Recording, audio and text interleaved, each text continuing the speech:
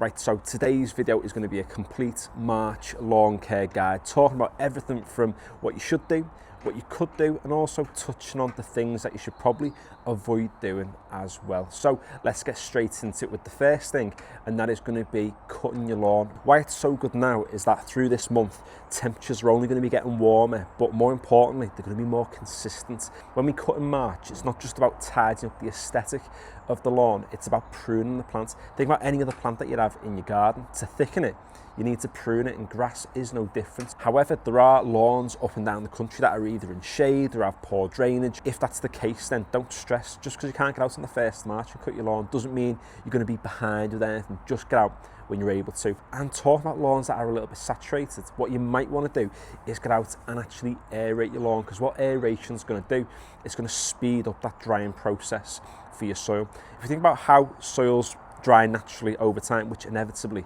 they all will, they dry from the top downwards, which means that the actual body of the lawn stays quite saturated for long periods of time. By punching holes in the soil or taking solid cores out, it means that air can get down into those holes, and the lawn will still dry from the top down, but also now with the air getting through into those holes, it's going to start drying from the body of the lawn too. Now, on the topic of actually thickening up the lawn, another thing you might want to consider doing in March is feeding your lawn. Any lawn feed with nitrogen in is going to do the job. Nitrogen is the thing that gets the grass actively growing. It gives it that bit of a push, and it's the combination of cutting, feeding and cutting and feeding that's going to help your lawn become really, really dense. And obviously that's great because you end up with a boss lawn, but also as well, by thickening your lawn using those two processes, what you're going to do is minimize the amount of bare spots you have, because anywhere where there's an available patch of soil, something is going to take the chance to grow there, whether that be grass or whether that be weeds. So getting your lawn to thicken as quick as you can is going to be the best preventative measure in keeping weeds out of your lawn. Now, if you do have some weeds in your lawn, should you get on with any weed killers? Well, no, now isn't really the time, because we don't have the temperatures for that to be effective. What you want to be doing now is, if there's any unsightly ones, just pull them by hand, because they'll come out quite easy because of how soft the soils are. However, there is something in our lawns that we can treat and get rid of at this time of year, and that is moss. Moss grows when you've got kind of mild conditions, but also you've got quite a lot of moisture knocking about. And the best thing to tackle moss is to use iron, specifically soluble iron. What the iron's not going to do is it's not going to kill the moss. Iron doesn't kill it at all, regardless what any products tend to say.